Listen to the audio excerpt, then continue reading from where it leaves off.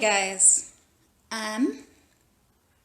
Today I want to talk about self-love. And this is a energy-induced topic for myself personally, I guess is the best way to put it. But Spirit is prompting me and saying that it needs to get out. So, we don't talk about self-love. It's not a part of our educational systems. We pray our parents have taught us the best that they can from where they're at. But really, it's kind of more of a self-discovery, I think, and a self-journey. For those that don't know, which maybe a lot of you, I'm going to give you a little bit of a briefing. I came out of a very not hostile, more of a very toxic, covert relationship. Some truths came to the surface that were uncomprehendable. Can do a lot of twists and damages to the psyche, to say the least. And I only tell you that as a briefing because that's not so much what this is all about. It is much more about how that era of my life helped me discover what I'm coming to understand about self-love. I remember the day as severed the ties was no more. And I watched him leave, and my heart ached. Oh, it hurt so bad. And I remember going to bed that night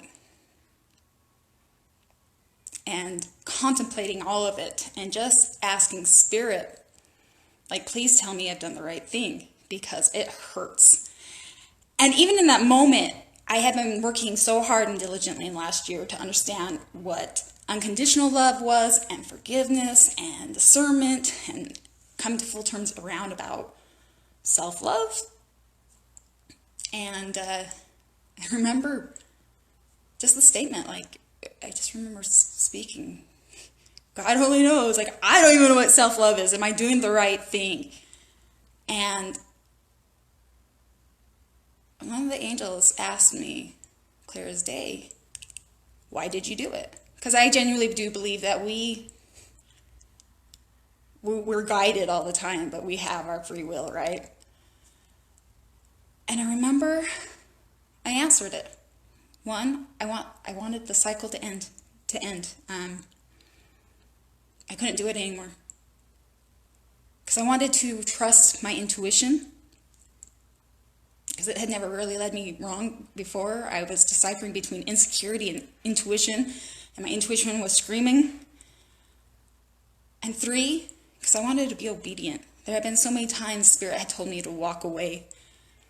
And I begged for compassion to help me understand, to wrap my head around it all. And so the third reason was to be obedient, to have faith that when they told me to walk away, that they could see something much bigger than I could. They could see a bigger picture than I could. And amongst my sobbing, I do remember, quote unquote, my child. That is self-love. And there was a release of weight that felt really, I felt there was some tender and compassion there. And the next following days, it was only literally a matter of a few days, within weeks, I felt a weight lift. I felt hope. I felt like the days were getting brighter, and they were, in fact, getting brighter. But what I think is so important about it all is that even though we're on the search to understand what self-love is, we are walking slippery fine lines between understanding the discernment and what's unconditional love and, forgiveness and putting yourself as a priority. They all can get blurred together.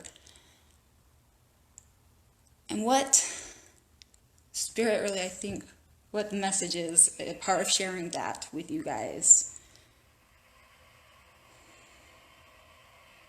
When you're in a whirlwind like that, you are being asked to pray for courage, for compassion, and above all else, clarity. And I believe with